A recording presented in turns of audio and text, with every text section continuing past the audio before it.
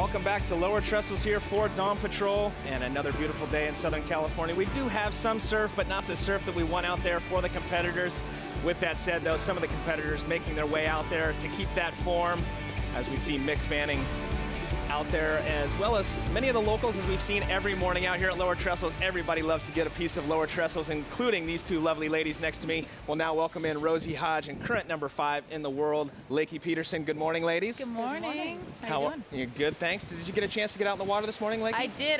I just came in. So, yeah, there's a couple fun ones. The south wind's kind of up this morning and making it a bit funky, but still had a few.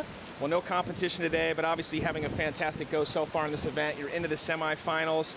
You know, you're into the quarterfinals. What's it been like here for you to compete in your backyard? You relocated here to San Clemente about a year ago. Has it been, easier for you competing in your backyard as opposed to traveling to some of the other spots that we've seen you this year? Yeah, I think so.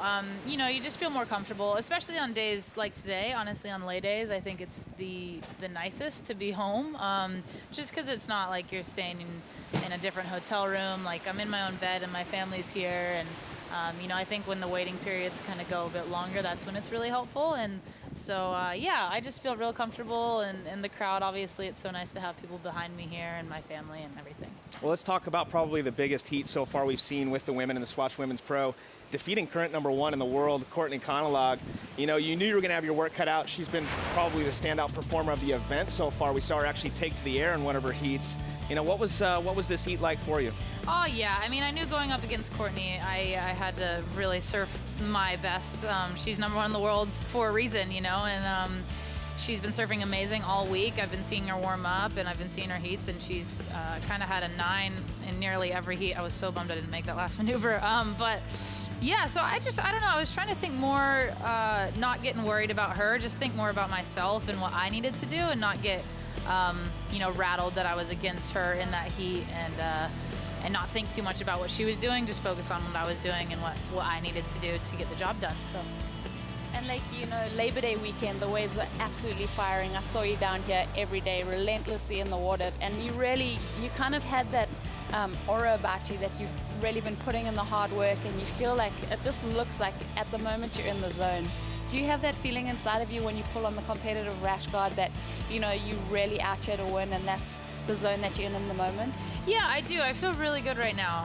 I haven't really had this momentum in an event for a little while, it seems like. I've been really consistent. I've gotten a lot of quarters this year, and I had the one semi back in Fiji. But I don't know, certain events, you do feel sort of a different momentum, and things are just happening, and stuff's just falling into place. It doesn't seem like such an uphill battle, I guess, at some events. It seems more smooth. And yeah, I'd be lying if I said I didn't really feel that at this event. So hopefully I can keep it going for 2 more heats, and it'd be really awesome if I can get in that final and just have a great heat there. So. Lakey, looking at your ratings over the last few years, in 2012, 7th, 2013, 7th, then 6th last year, you're currently 5th. Beating Courtney like that, and knowing where you're at mentally and with your equipment, could this be the year for your title? I guess it could be. The door's still wide open in terms of getting a world title. It's all so close between the top 5. And yeah, you can never, for me, honestly, I'm just trying not to think about that. I guess there's no pressure for me. I'm not in, the 3rd, 2nd, or 1st spot. I'm in 5th, and no one's really thinking about me, I think, in those terms at this point, which is kind of nice. Are you, though? And if you're not, then what are your goals for this year? Yeah, the goal is always to win a world title, ultimately. You go into every year, and you want to be number 1 in the world. That's why, we're all doing this, I think. But for me, I think my goal is to finish in the top 3 this year. I would love to get up in that mix and at least be in it, and, change some things up and stir it up in that top 3 mix there. And so top 3, and I'd love to win, a couple of events here. I think that would just feel really good. And, if I get close and that world title in Honolulu comes around and the world title's in reach, then game on. And you know, it's so interesting to hear you say that you're not really in that conversation, because I think a lot of expectations are falling, you know, on the usual suspects like Sally or Courtney or Carissa. But you have a look at what's happened in this contest, like a lot of those top girls are out, and most of it, you know, thanks to you took out Courtney, and then Sally also falling out, and Tyler Wright. So, you know, this event is actually a massive opportunity for you. Does that put any pressure on you going into the semifinals, or are you just rolling with it as you go? Yeah, I mean, this is a huge event for me, and since I've kind of broken through that quarterfinals, it's really taken me into more of that conversation and put me in a better spot for this year. So, but at the same time, I don't really feel that pressure. Yeah, I don't feel like that's all on me at the moment. I feel like all the eyes are on Carissa and on Courtney, and I think partially why I did well against Courtney the other day was because of that. I kind of felt like I had nothing to lose, and you know, she had a lot of pressure on that heat. It was a huge one for her. So I don't know, I kind of feel like I'm in a really good spot, and of course in my head I want it, and I know, and I look at points and I know exactly where I am and exactly what I need to do. You know, I'm aware of it, but I'm also not putting all of my eggs in that basket. I'm just trying to surf the best I can and really just, you know, win this event and then go from there.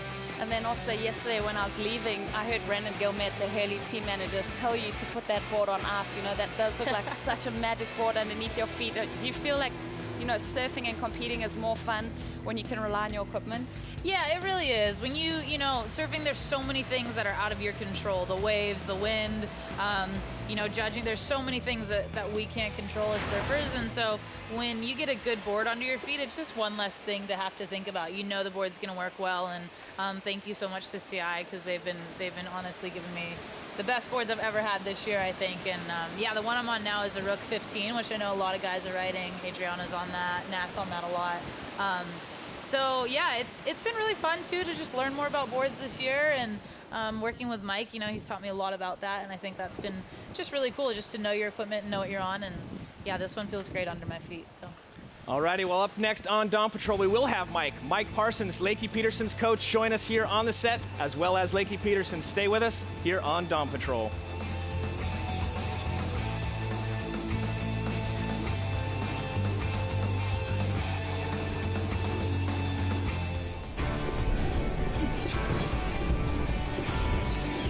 We are here at Lower Trestles, and it's about time to get in the water at some point today, but before we do, we've got some special guests here joining us. Rosie Hodge, obviously on the desk, but Lakey Peterson, current number 5 on the world, and now, or on the desk, I should say, and her coach is now joining us, Mike Parsons. Mike, good morning and welcome. Good morning, thanks. And we were catching up with Lakey just prior to that break, and she talked about some of the things that you've helped her with throughout this year. How long have you guys actually been working together?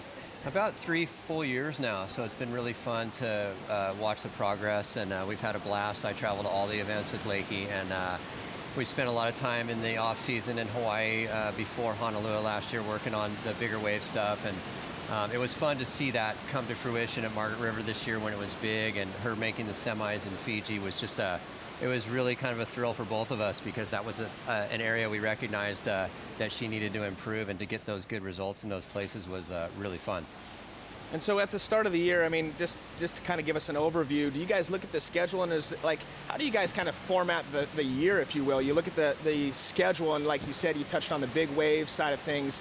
That's something you guys targeted, and how did you kind of prep to go into that event knowing it was going to be big waves to get her prepared? Well, like I said, we've spent extra time in Hawaii and worked on her equipment, and she sort of knew that those were the areas. From the previous year, she had a tough time in Fiji, so she went on an extra trip there. And you know, so we organized the whole year, like before Snapper, look at what boards we'll need for there, and then maybe plan a month or so ahead and think about what we might need at Margaret's, what we might need in Fiji, and try to find those time frames where you can work on those types of waves and the equipment for them. And you know, Lakey, it's so easy just to become so surf focused. You know, you kind of lose that kind of life balance, especially when surfing is your job. How do you stay balanced besides doing the surfing thing, but then also bring in some factors when you're traveling or when you're at these events to kind of keep it fresh and keep it fun? Yeah, I mean, it's a long year, and a lot of times it's really long waiting periods, and you got a lot of days in a row.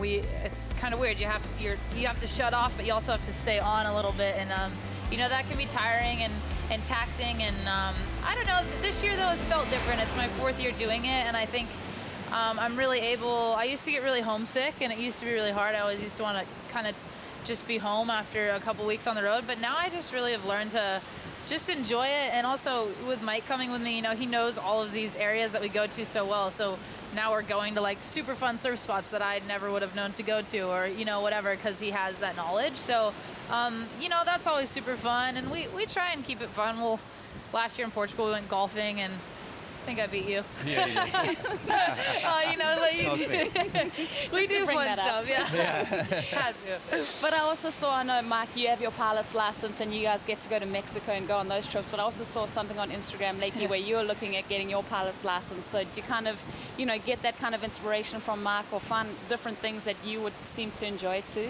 Yeah, for sure.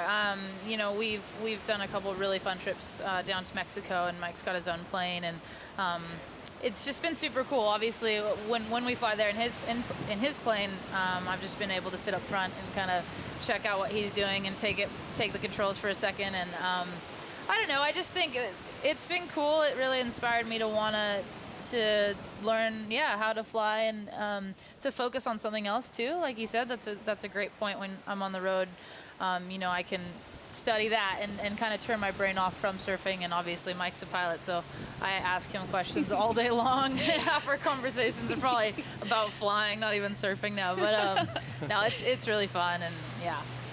Mike, thanks so much for joining us. Lakey, best of luck in the semifinals. Thanks for joining us as well.